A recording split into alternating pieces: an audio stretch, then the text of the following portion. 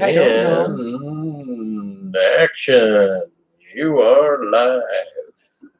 Everybody, Okay. this is an interview with my mom, who I call Mom, and not Lafaye, but it's Lafaye. And so I was just gonna jump in. Today is August 13th, 2020. In the day and age of Trump and coronavirus and protests and rioting and economic situation. And so that's just to give a context of where we're at on with regards to that. But so hi, Mom. How you doing? Hi, Mr. Mike. And so what I was going to start with was what I'm sipping on coffee. Just took down my mask. I was going to ask. Tell first where you grew up, and then start with where you grew up. Okay. I was born in a hospital called Carbon Hospital in Price, Utah. My folks my mom lived down there while my dad was in the service. He was in the Navy. And then when he came back from the Navy, they built a house, and my dad actually built it with his own bare hands.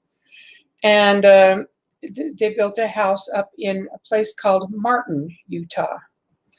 There's a rock on a mountain there called Balance Rock.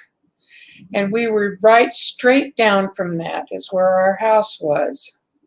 Mm-hmm. Balance Rock had a barrel on top of it with a couple of flags in there. And it's kind of a noted point whenever you travel down through Carbon County and Price Helper area. So that is at least where I was born and raised, was down in that. Price is about 8 miles southeast of Helper. And Okay. I went to high school there. But let's start off a little bit earlier than that. Oh, okay. All right. Well, first, you were born in 1945. 1945, January 13. And so when you're talking about your dad coming home from the service, you're talking about from World War II service. Right. Yeah, in the Navy, and he was on the Enterprise. No, or the USS Nassau. Nassau. The Naussau, I think. I don't know how you spell it. Something like that. What was the ship with the Enterprise? Star Trek. Well, no, I know that, but I thought there was a photo of a ship that he was on called the Enterprise. They have an Enterprise that is still, I think, currently operating. Uh-huh. I did hear about that not too long ago. So, okay, whether or not. Okay, but, and yeah, what? So yeah, what I wanted to ask was what kind of memories do you have around your homestead and your neighborhood growing up with your younger brother Roger and your folks? Okay, well, we'll get to Roger in a few minutes. Let's talk about Price, Utah, where I was born. They had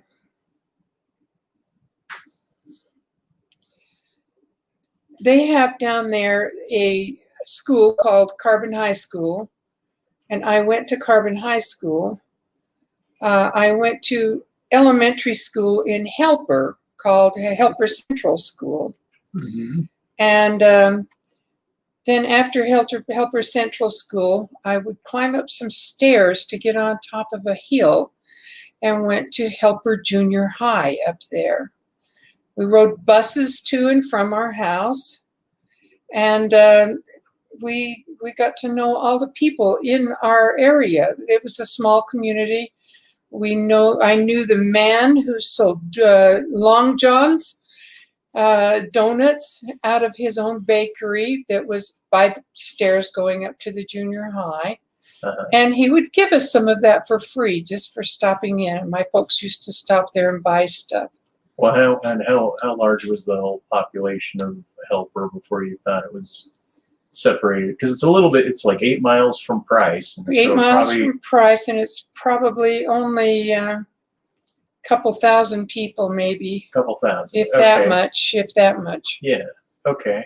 So you had a good spread, and so you go, and this was into town, away from Martin. You go around that bend into Helper. You walk along an old road. The old Highway 50 and 6 is what it was called when I lived there. It's now 50, I think. At any rate, we would walk along the highway, and then when they built the freeway down there, I-15, we would cross over a swinging bridge, and get into downtown Helper. And that's where we went. When I was in junior high, we would go to a place called the American Candy, which was a malt shop. And so every time we got a chance to go there, we would go in there and visit and drink cherry Cokes. We all liked cherry Cokes, so we did that. And those were where they would mix them with the cherry. With the cherry. It wasn't pre-made. Right. Yeah. Yeah. Right. Everything was made from scratch. Beginning there. Okay, I was first of all, when I was 8, I started going to the Mormon church down there.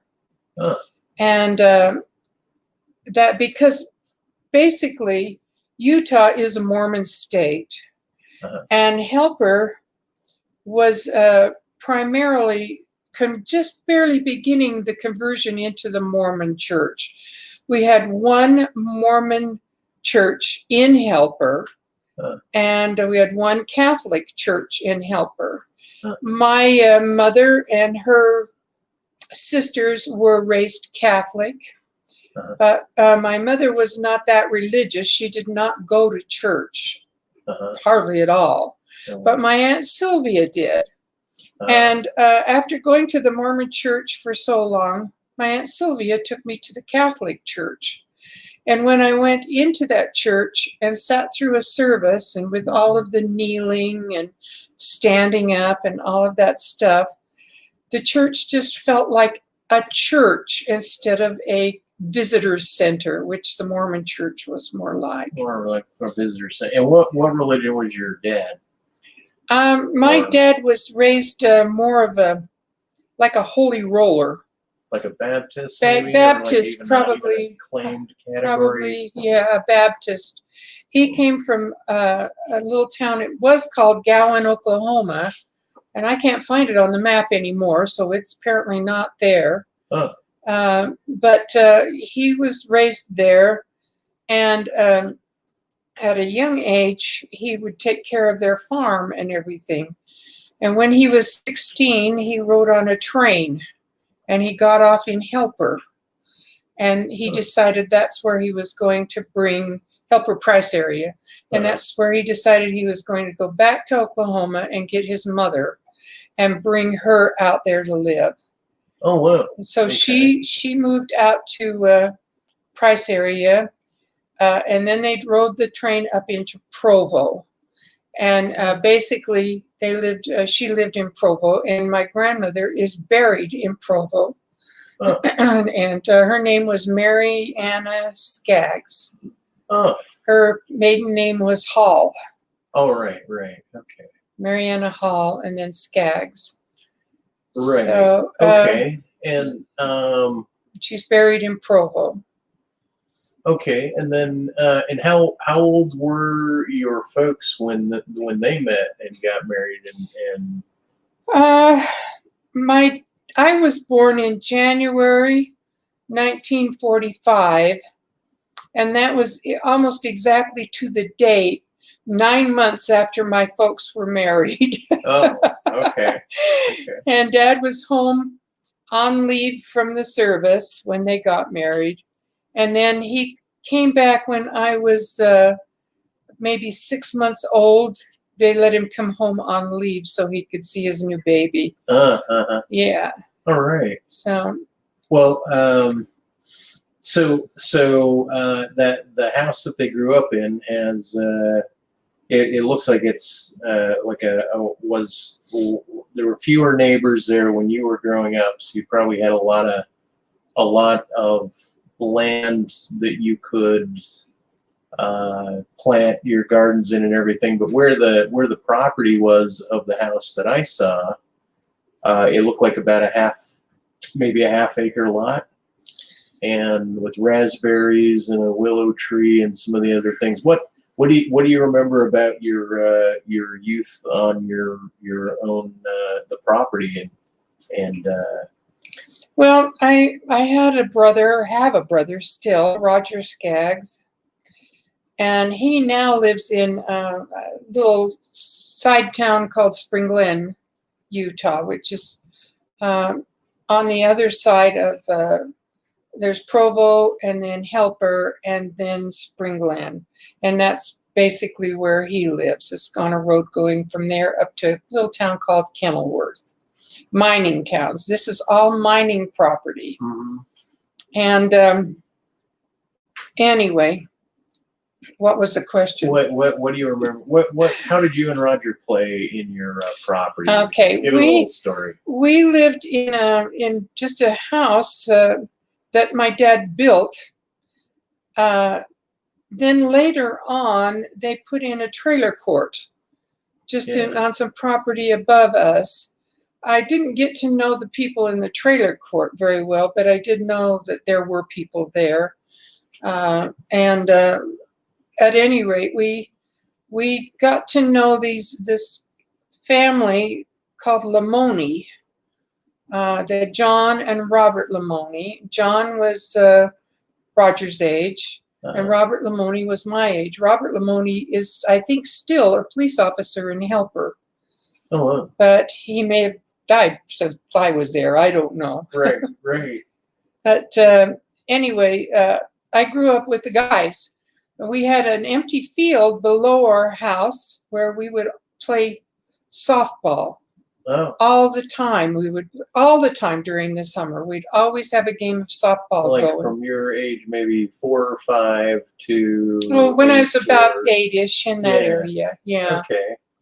So you had enough, you probably had enough neighborhood kids, maybe 6 to 10 that you could play softball with. Well, I had, like there was my best friend during that time.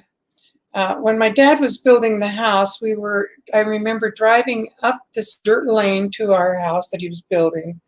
And off to the right was a red shingled house. It had kind of like tar kind of shingles on there. Okay. You don't see that anymore.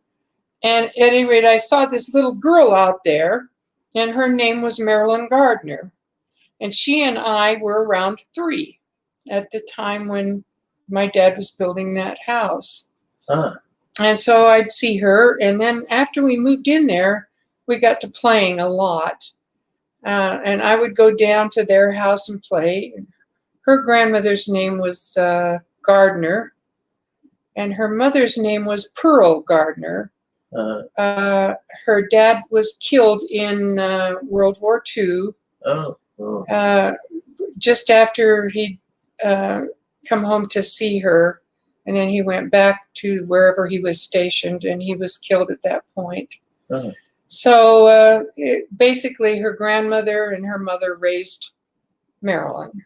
But we got to be really good friends until they ended up selling that piece of property.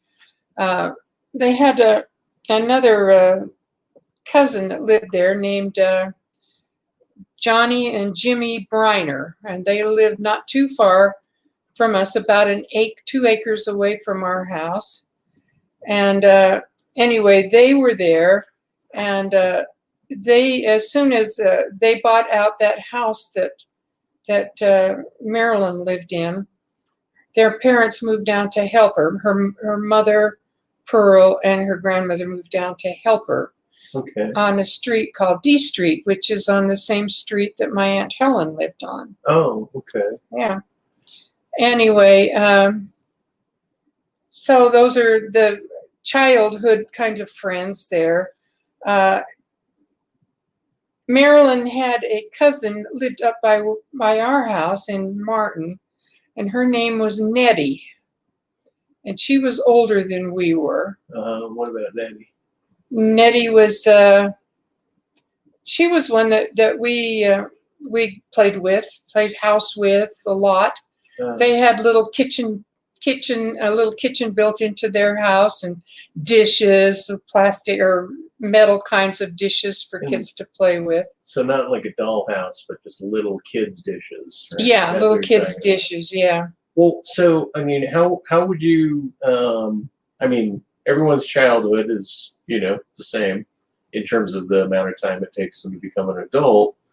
And so, how do you characterize your? I mean, you're kind of painting a picture, but how would you say? I mean, it sounds like you were kind of tomboyish to some extent. Mm-hmm. But how do you characterize your childhood? Well, for one thing, my mother insisted we start taking piano lessons.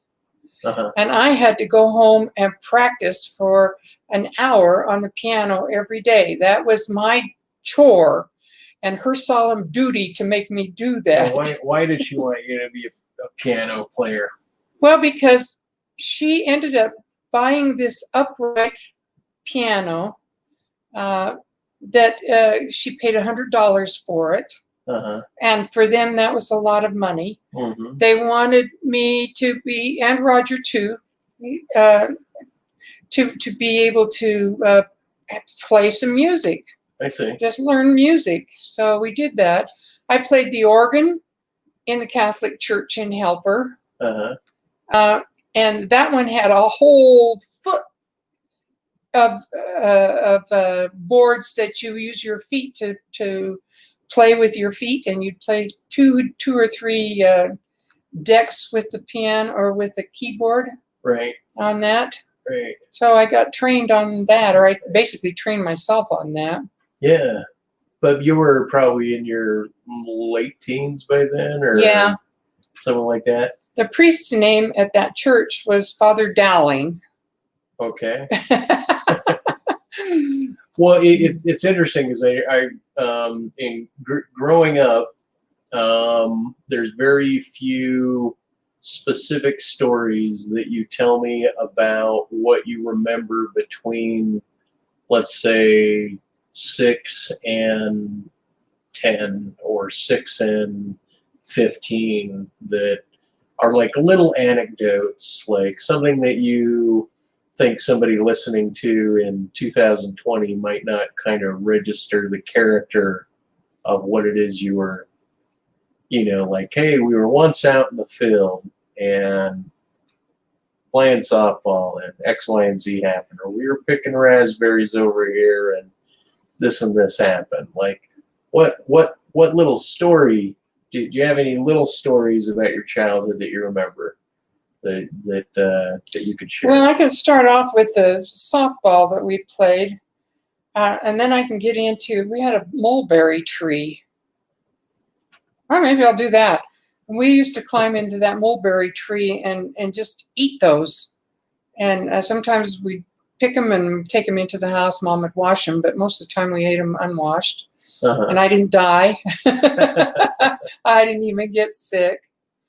But we then played softball down in the field. We had our house and then our lawn.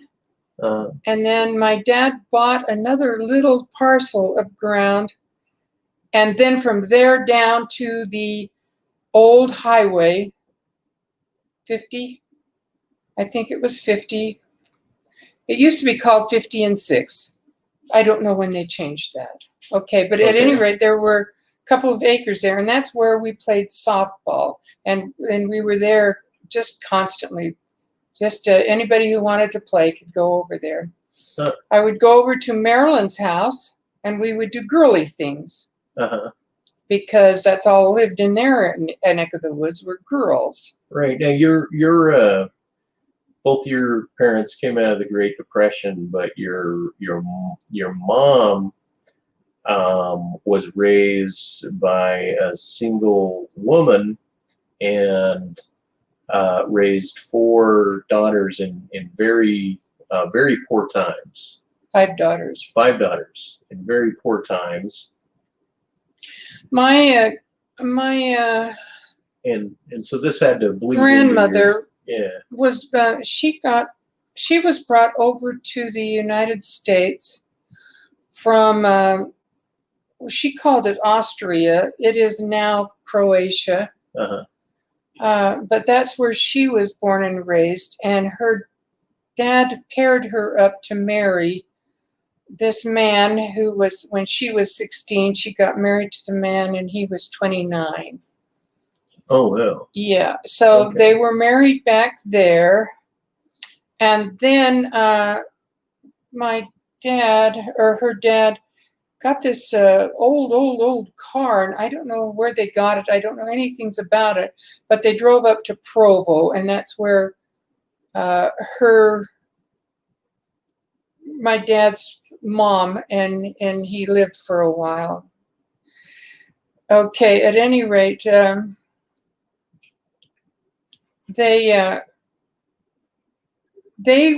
dad was raised as a Baptist. My mom really wasn't raised as a Catholic, but her sisters were. Okay. And like I started saying, they insisted I go to church with them.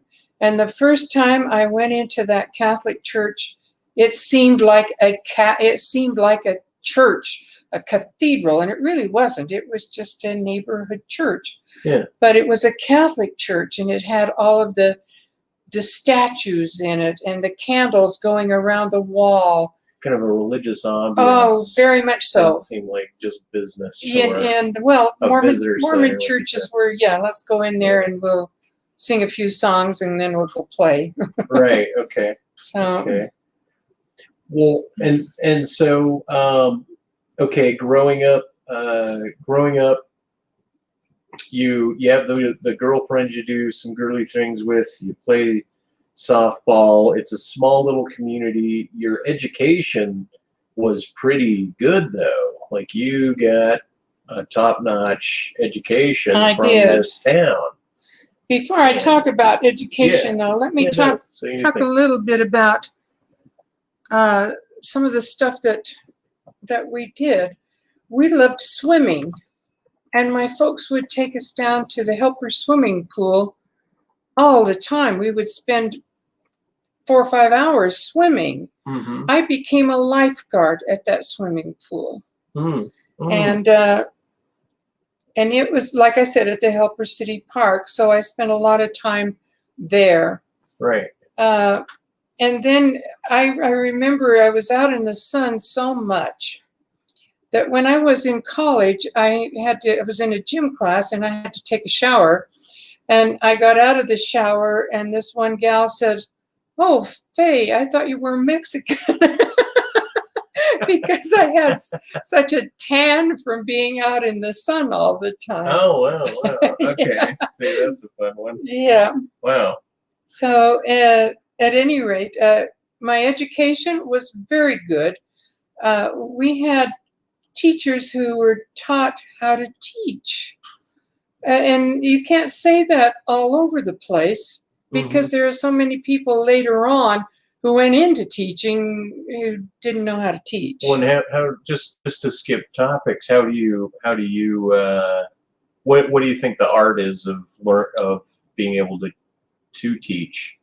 Meaning, what's the difference?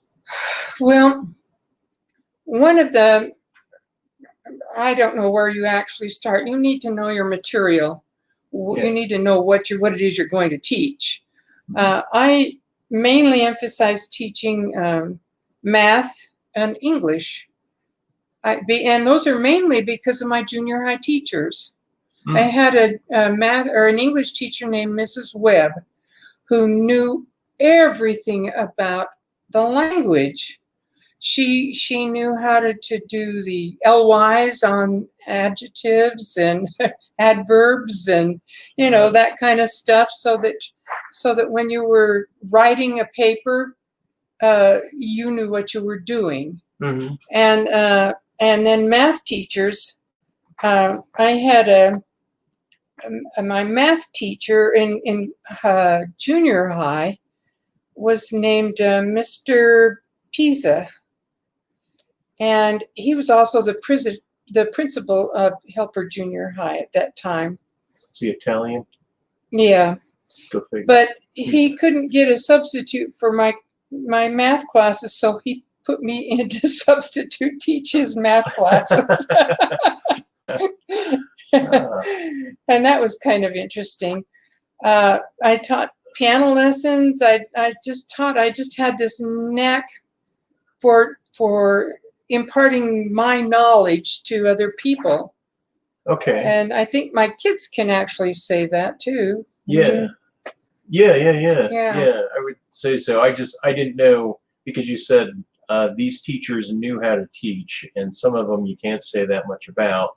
And I know what you mean, meaning there is a certain attentiveness to the students that certain teachers are able to give to relay the information and get them to understand it.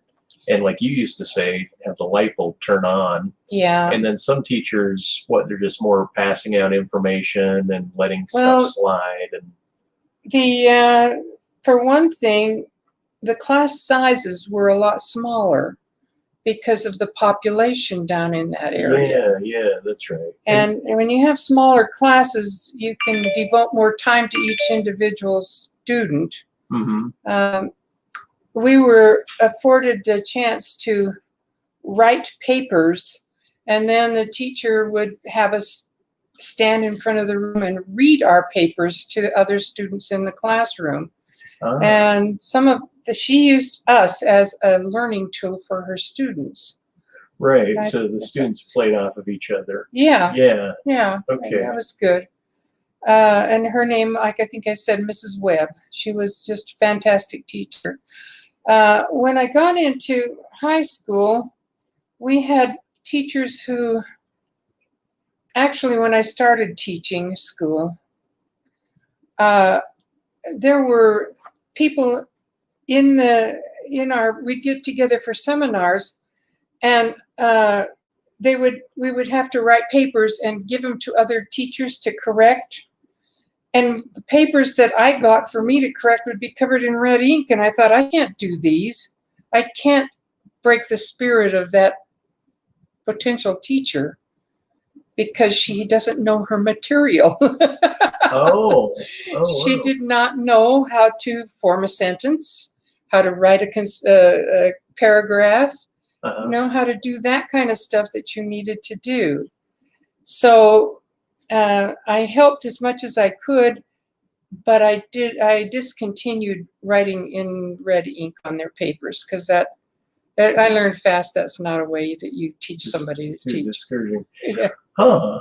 Well, and I mean, a lot of time has passed since then in terms of education. And what do you, as a tangent, what do you think now with all of like the autocorrect and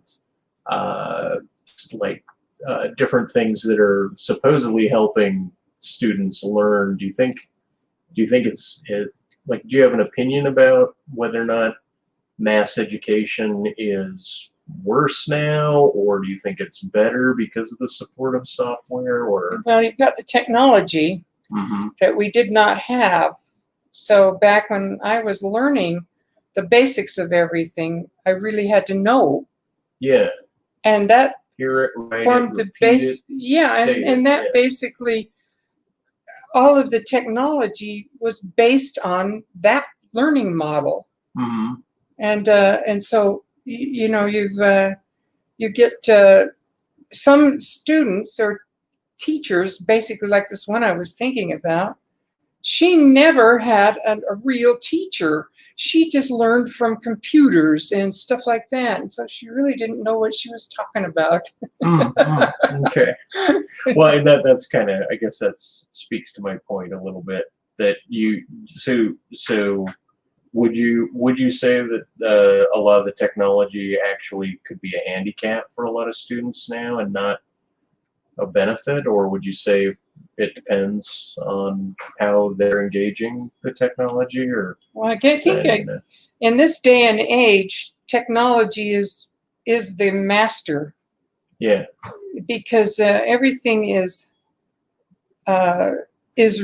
surrounded or built into the technology. The technology runs everything. Mm-hmm. So I feel that as if I learned from the old-fashioned way, and for me that was a real good way to learn. Yeah.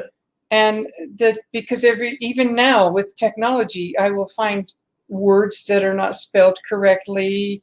The usage of grammar sometimes isn't right because they got to go back and correct that. Oh, okay.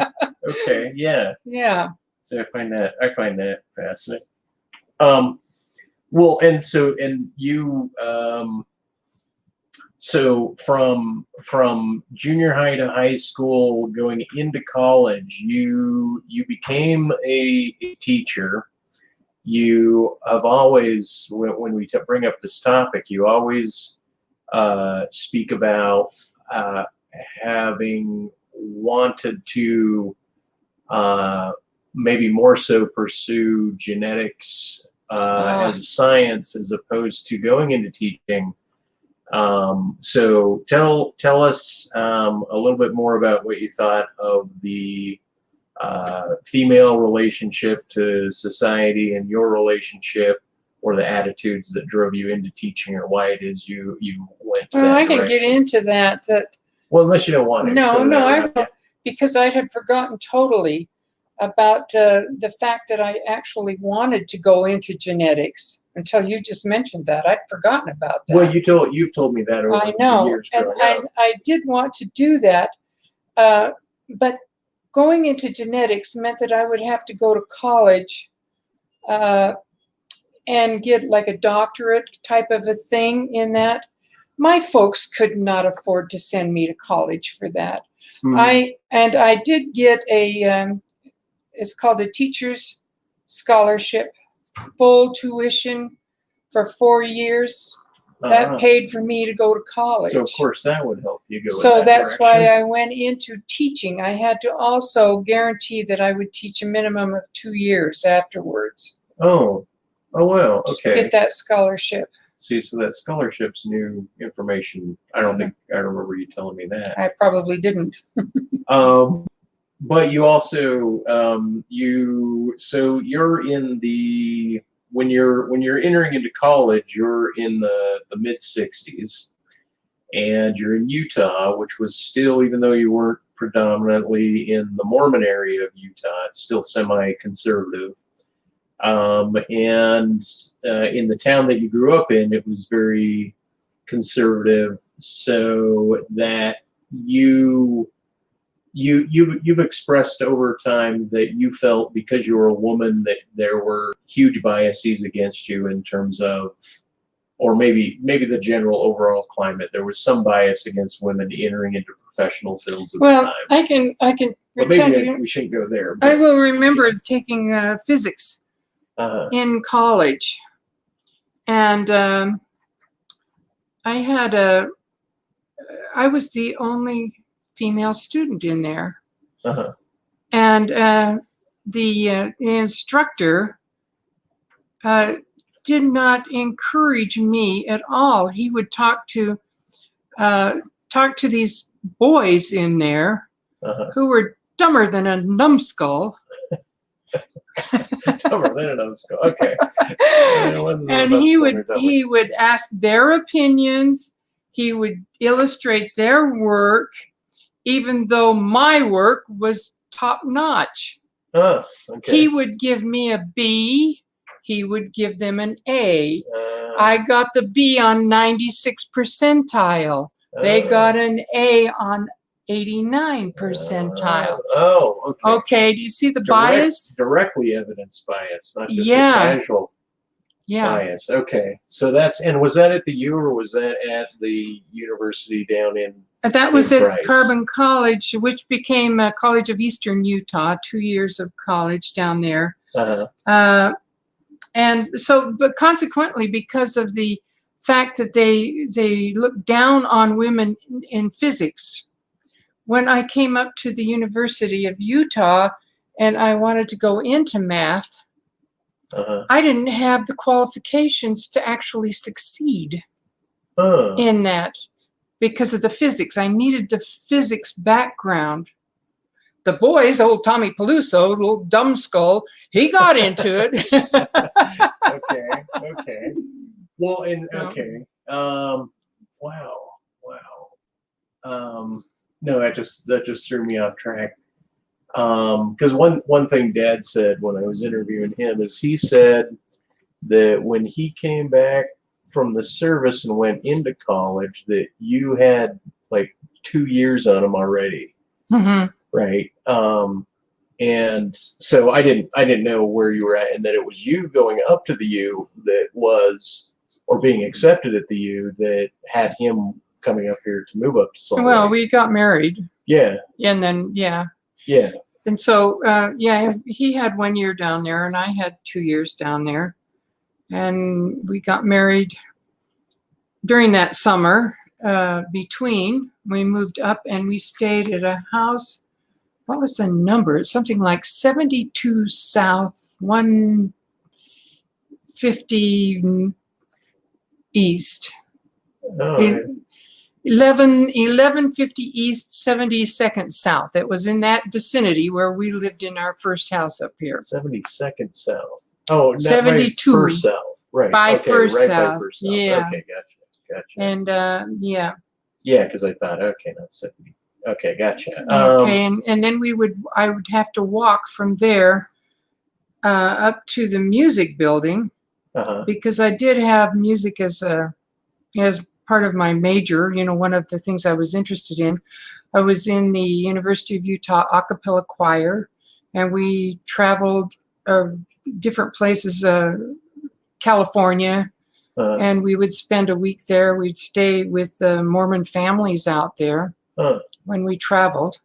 But we put on, we would meet together with people who were in the same 2 years of college. We would meet at symposiums back there, and we would learn music to sing in their choirs. Mm-hmm.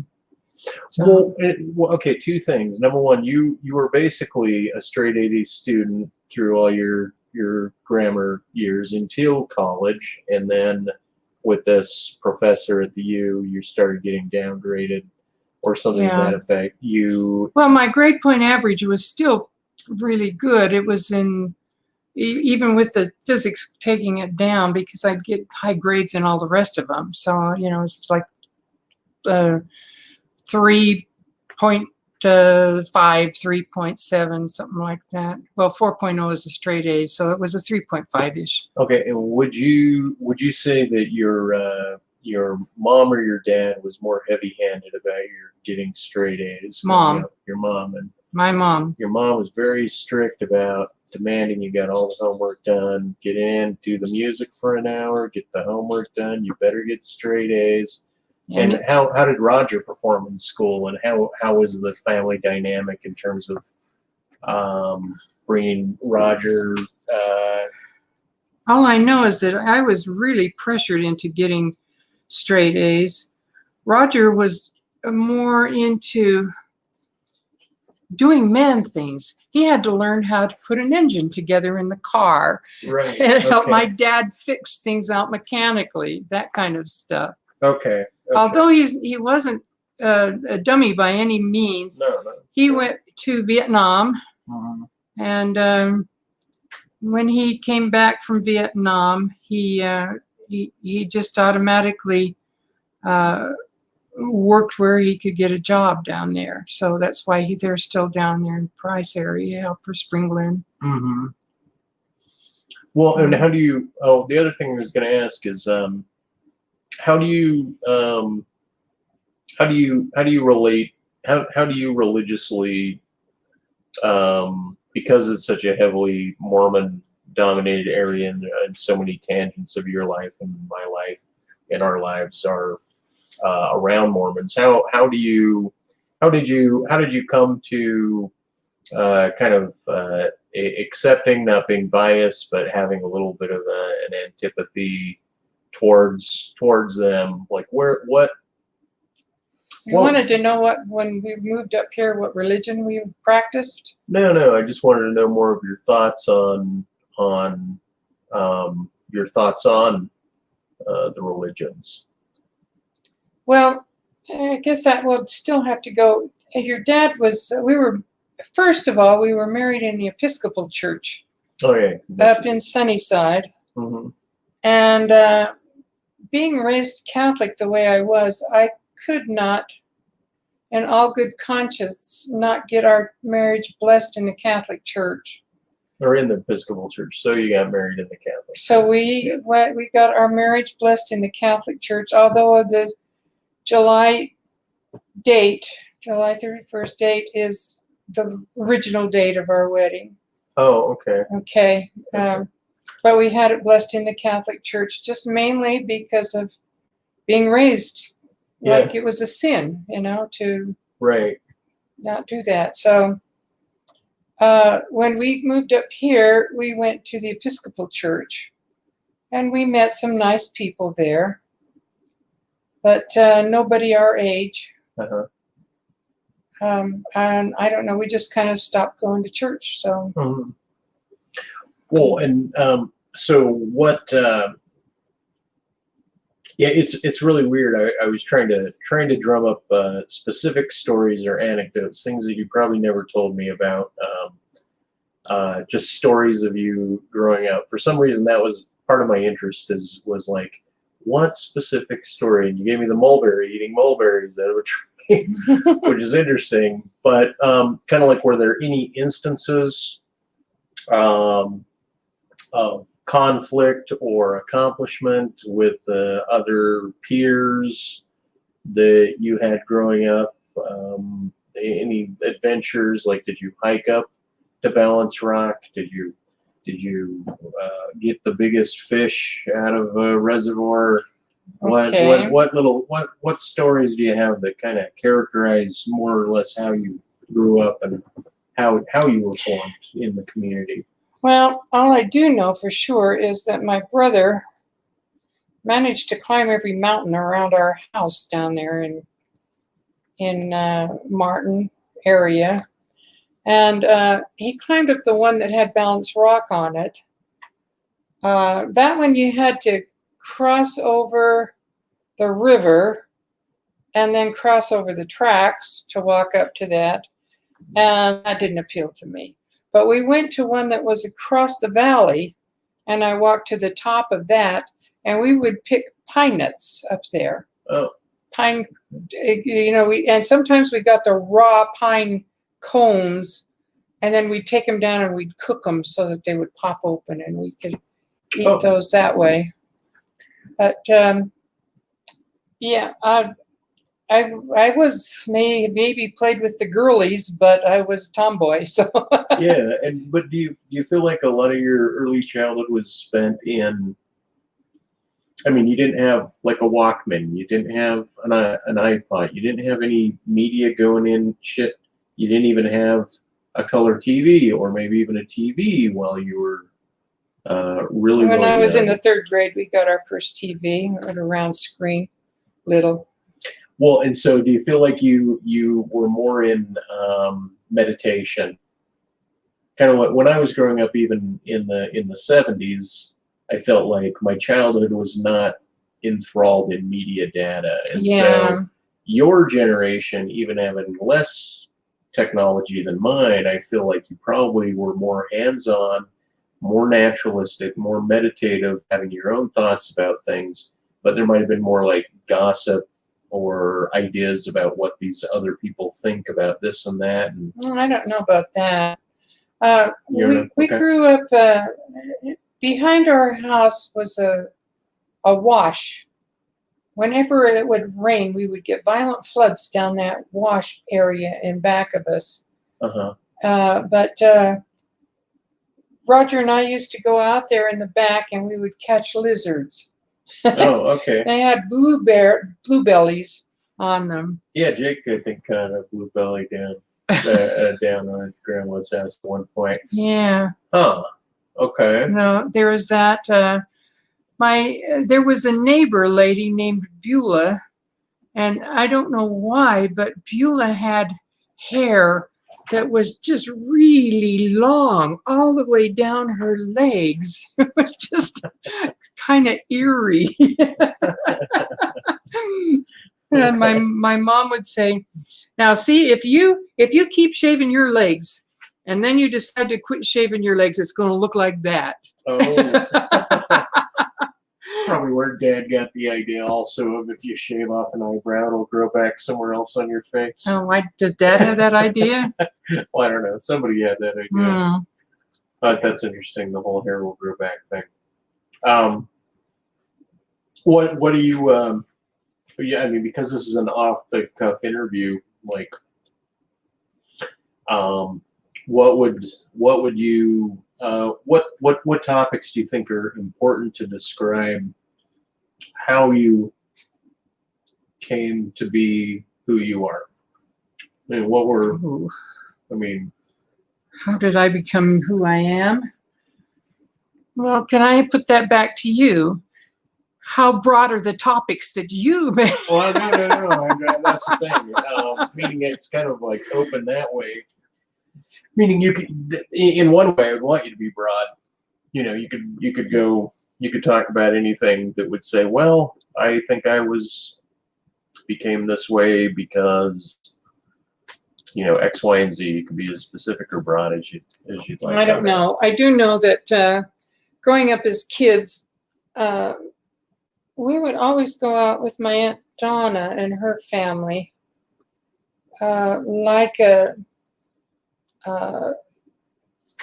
for Easter or for any kind of a gathering. We would go together with them, and we would take croquet sets and sometimes play croquet, or we would just sit around and hunt rocks,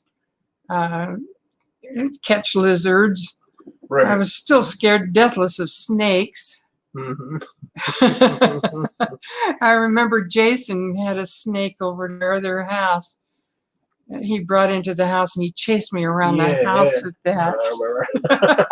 I got in the car and left. Oh, Mom, it's so big. Yeah. No. Anyway, there are so many cruel things, but I wouldn't have given up any of them. Well, and how was it when Dad's parents became ill and died right before you guys got married? Did you find that was like more of a telling sign that's meaning was the fact that they were dying playing a role in your getting married when you did, or what was the complex is how you remember? I remember meeting his mom and dad in their house up in Sunnyside. And his mom seemed, she says it's so nice to meet a nice young lady, something like that. Oh, okay. So his dad had already been sick with cancer, pancreatic cancer, I think. But and everything was okay, and then suddenly his mom had a heart attack, and she was in the hospital up there. And then after she died, his dad went downhill really fast. Yeah, that's what Dad was saying. And then he died. And David and I went to school together, and we just decided to get married. So okay. Yeah. Yeah, I that's always a weird interest, how people come together. Yeah. I mean, at least for me, being as I'm running solo still. Well, that's probably partly by choice. Well, partly, I think I'm a little stubborn, but it's also partially by choice. Yeah, like so it is good. It is good that people are able to get together and form fit real well with one another. Mm. How would you go about characterizing the old household and working up at Bingham and that uh, kind of setting place in Kearns Taylorsville area that we were in there? Well, back when it was time for us to buy a house, we didn't have that much income. So we bought that first house, which was just a starter home, the 2-level. Yeah, And we lived on the top level, and we had stairs going up and down after you came in the front door. yeah, the split entry. Yeah, Split entry house. And then after that, when we moved out here, I think. yeah, but Yeah, but I mean, you raised all three of us in the other house, yeah. essentially. So what was your question? Well, what did you? What I mean, at that whole time, I mean, I remember one of my first memories of the old house was when it still had a gravel or a stony Gravel roof. backyard. Yeah, Meaning, before the backyard was even laid, it was all just stone, yeah, and that was one of my first memories of that house before anything happened. But I was just kind of, because the other day, or maybe a month or so ago, you and I were talking about memories going through the old house, and we're just talking on the phone, kind of navigating through the different areas for. I think you mentioned a lot of like factual things as opposed to thoughts about certain things at different times. Growing up in the house, meaning like, because everything was a decision. Like, hey, feed the dog, do this. Where are we gonna go? Well, we played cards a lot too. Yeah, And that's mainly because we really couldn't afford to go out and do stuff all the time. And that was back when your dad and Richard used to go through 1 6-pack of beer. well, At night. that's fine. That's fine. Well, yeah, I remember going upstairs, all the 2 or 3 families there with basically the 9 kids, even though there was 10 of the 3 families, including Scott. But everybody, like the kids, hang out in the basement and then come up to see what's going on upstairs, even in the TV area, while you guys are all playing cards or cribbage or something to that effect. And how do you? I mean, that was kind of a lively aspect of our childhood, was mixing it up with the Calder family. And but how do you? I mean, it seemed like you guys were having lots of fun, throughout your time hanging out with lots of cards and gameplay and laughs and jokes and stories. And trips. And trips, yeah, a lot of camping trips and a lot of other trips that you guys took. Yeah, not so much a question, more like trying to get you on a topic, like a springboard, that you could say, oh yeah, I remember that we were over at their house, or they were over at our house, and this particular event occurred, but I had no idea how you might characterize your own remembering. I mean, that's a long period of time, but assume like 15 years spot the time. How would you characterize the old house in terms of, or not the old house, but the whole complex of your life living at that time? How would I characterize it? Like when you were, like when you were working at Bingham Middle over by the Kennecott Copper, like coming home we're probably in, Doug's maybe in high school, I'm in junior high, Jake's in junior high. That was a long drive to go to work. That's how I characterize it. That was a damn long drive. It was. Yeah. I was in a carpool with George Banks, and George Banks loved his popcorn, and you guys used to always say how the car smelled like popcorn. He smelled like popcorn. Yeah, he did. Not that I went out to your school that often, but what did you think about teaching at Bingham overall? I mean, was that not really enriching at times, and getting whole orchestras of students together? And it was, yeah. Choirs? And a large part of that was because I taught the band teacher, Gary Buys. He and I got together so well as far as putting together musical programs that he would, like MacArthur Park, Gary rewrote the band portion of MacArthur Park. I wrote the string portion that we put together with it. And then we had the percussion part. And I don't know whether you played that with us or not on your drums. I played one thing over there once. Okay, that was for my class, I guess. But at any rate, we would put that together and have the choir sing in front of that and put that on for the entire school and nighttime and all of that stuff. Yeah. Yeah.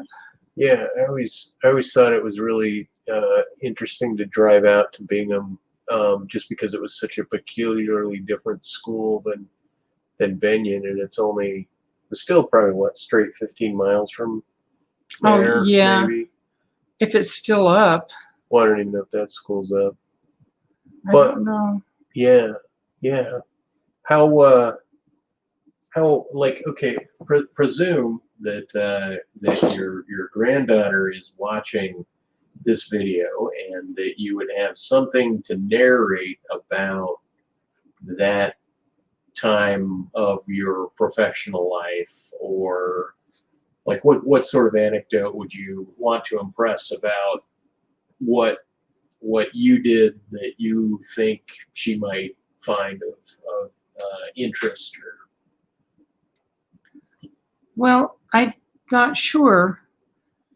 Kayla's got so many different interests than you guys had even. Yeah. As kids, she's just her own person, and that's absolutely great. She's a beautiful girl. Yeah. I think that she's got friends, and that's important, that she has friends, and that she explores her interests in things. Mm-hmm. Because her interests are different than her folks' interests. Mm-hmm. And even though she should do stuff with us and with her folks and everybody, she needs to be able to do stuff on her own. And I think that now that she's working at Arctic Circle and she has a vehicle of her own, mm-hmm. that she can feel more independence that way. Mm-hmm. And that's partly why we got her that vehicle. Mm-hmm. And we have money saved for her to go to college. What I'm well, I think this is really great.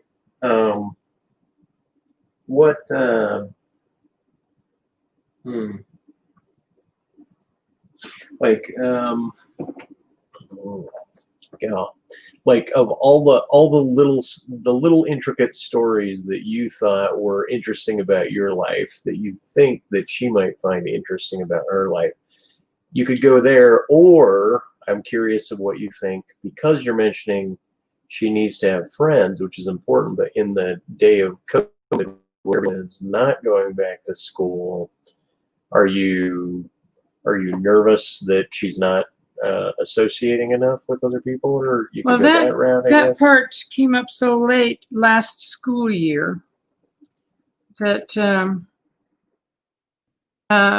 it did raise questions as far as her socialization, because as when you're growing up, you need to have the socialization of your friends together with your schoolwork, together with your family life. And all of that's important. Yeah. And that was the part that that concerned me the most, was that I wanted to make sure that she got together with some of her friends. And I always ask her about Grace, mainly because Grace is the only name I can remember. Out of our friend group, right? Okay. You know, but and I also remember when we had her birthday party at Sizzler, and she had that small group of kids down at the other end of the table, clear down there. Oh yeah. They were a good batch of kids. Yeah. And then they took off running across the park down there, and Yeah. and you know, they managed to find they managed to live. All of them did. Right. And then the last birthday was pretty vacant because nobody wanted to associate, or you know, with COVID, or yeah, it was like the things got fractured. It did. It changed last year. Yeah, that's interesting. But I'm thinking that this can get surpassed, and I'm hoping it will be this. I mean, she was in what, 10th grade, so she'll be in the 11th grade this next year. So I'm just hoping that that she'll be able to associate with her friends a lot more than this past year, because of the having to be isolated from each other. Yeah, yeah. Yeah. So it's just a matter of waiting and seeing. And a large part of the stuff that's going on, I think they're finding that some of it's scary, but also if you wear your masks, if you wash your hands often, and stay distanced from large groups or whatever, you can make that work too. So yeah. Well, I hope the school year goes back for her. I do too. Yeah. So the how let me backtrack, because I want to keep recording. We're at an hour right now. I want to go like 10 more minutes maybe, or something like that, or whenever you feel, you know, whenever you feel comfortable. I just kind of want to make certain that I'm trying to wanted to build like a historic context of you and your location, and so hence bring up your parents, even your grandparents, and then kind of install your location, which you did, and but kind of trying to get more of a set the stage for a graduated. Did I tell you about? I know I started telling you about my grandmother down in Helper.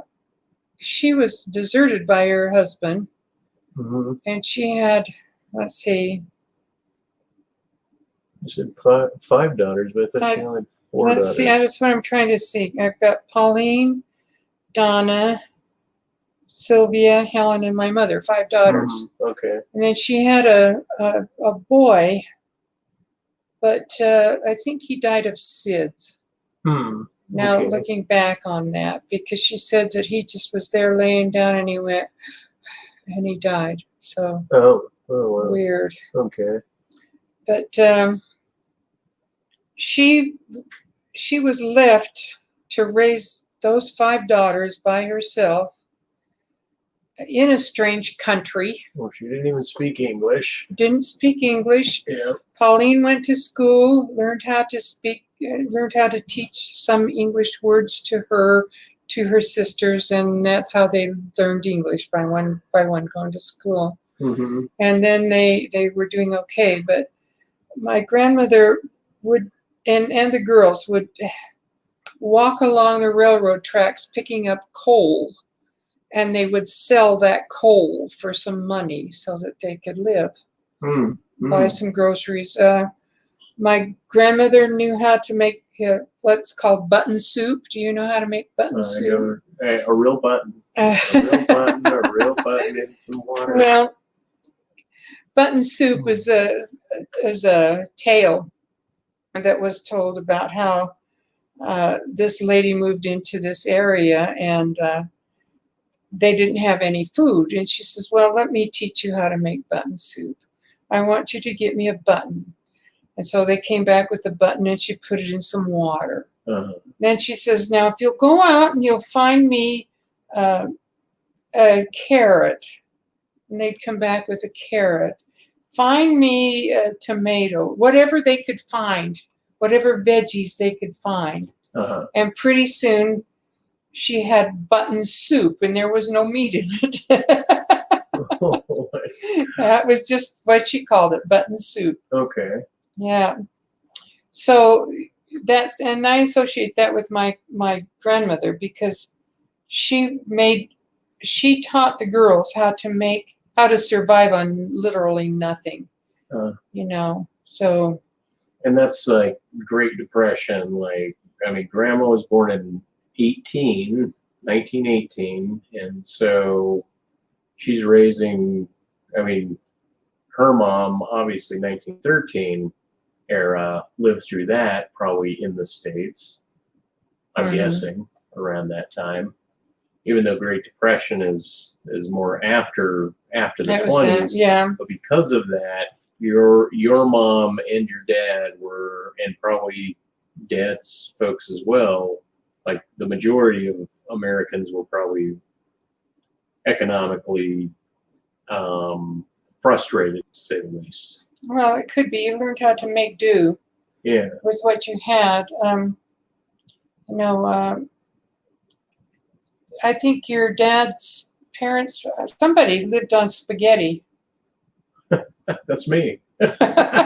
Somebody, that's my dad. That's what I said. It's lived on spaghetti, and you know, and I don't remember who all, but whatever food that you could come up with, and it's like Judy, when we moved in with them, they used to buy cans of Spam, and they would cut that up and fry it, and that would be their dinner, Spam. Oh, yeah. You know, because they weren't rich either. Yeah, yeah. Wow. But Richard came from a family of 11. Yeah, he had a big brother. And they had to learn how to make stuff go, to get along, to make, you know, and it's like when I went over there and I had coffee and I put a little bit of milk in mine and I stirred it. So the mom says, don't lick the spoon because somebody else needed to use it. Oh, okay. They didn't want to even expend that. Yeah, don't like the spoon. Okay. Wow. See, that's a good little anecdote. That's a good little story. Just a little, like, I mean, everyone's full of millions and millions of stories, but they don't even know which ones they can pluck out. I know. That would be gems, especially trying to figure out what the overarching topic of the interview is. I mean, you're the topic of the interview, but at the same time, there's a little, you know, I'm zigzagging a little bit differently than I did when I was interviewing Dad, because you guys have different storytelling ways. Yeah. Yeah. But by the way, I like your Star Trek haircut. Yeah. Yeah, that is mighty short. I had decided I needed to go in and get my hair cut because I'm going for surgery tomorrow. Oh, yeah. On my hernia, and I'll be cutting a hole in here somewhere. Right. Well, and that's what I'll say for whoever views this also. Like, the guy doing surgery on you is a kid I grew up across the street from growing up. Yep. And he became an abdominal surgeon. Basically stomach area surgeon, and oddly enough, there's very few of these types of doctors in town, and he happens to be the one that my mom is going in for surgery tomorrow. Well, I don't know whether he's one of the few. My doctor, Dr. Norris, it was the one that sent me in for a CT scan. It's called CT scan in pelvis Uh-huh. because I was getting some pains. And that's where it showed up that I had an umbilical hernia. Uh-huh. So she's the one that set me up. She would recommend 2 doctors. Ian was one, and the other one was a Preston somebody that works with him, apparently. Right, that's what I mean, though. Yeah. They're kind of. So I said, well, let's just pick Ian. I know who he is. I can Yeah. I can haunt his parents. Yeah. His parents live down in Pleasant Grove, by the way. Oh, okay. Well, Jason said something like, "Man, if I have to hear one more damn story about Ian from Mom, I just." I'm like, oh, okay. Well, whatever. Well, in any case, I'll get in there to see him tomorrow. And what time is that tomorrow that you're doing that? I had the surgery. I have to be at the hospital at 2:45, I think. 2:45. Okay, it's an afternoon surgery. Mm-hmm. All right. Well, it's about 5:20 our time already. Boy, I got up at 7 a.m. or I went to bed at 7 a.m. today. That's how late I was up working on this project and looking at stuff. But yeah, Mom. Love the fact that you're doing this. Love you and love you for doing this. And I love the haircut. And it wasn't nearly as painful as I thought it might be. Well, and I didn't. Yeah, you seemed a little apprehensive about me going in. That I thought, is Mom nervous? I'm going to ask her some. No, I wasn't nervous question. about that. I just didn't know what to expect. Is about it. Well, what thing? If there were just strangers watching you, what would you tell anybody? Just what would you tell anyone? Grand life advice, or I think I've already told you my grand life advice.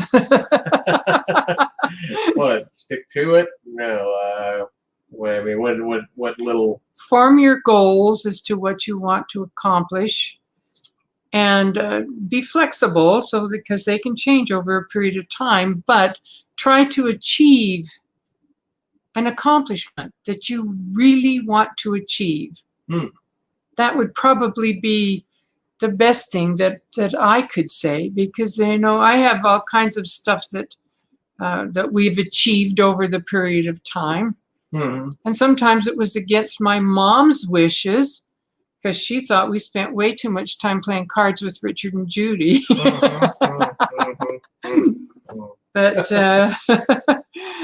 anyway, I think you guys did really well. Very well. I think so. Good on yourselves. All right. Well, that I like that. I like that ending. I don't know whether or not you ever told me that growing up, but I like that advice. Told you what growing up? Like, set a goal, be flexible with your goal, try to achieve your goals. Well, that's everything.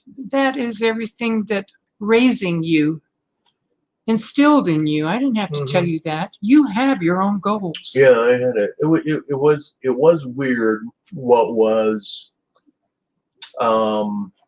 kind of known but unspoken, and which is different than somebody speaking it.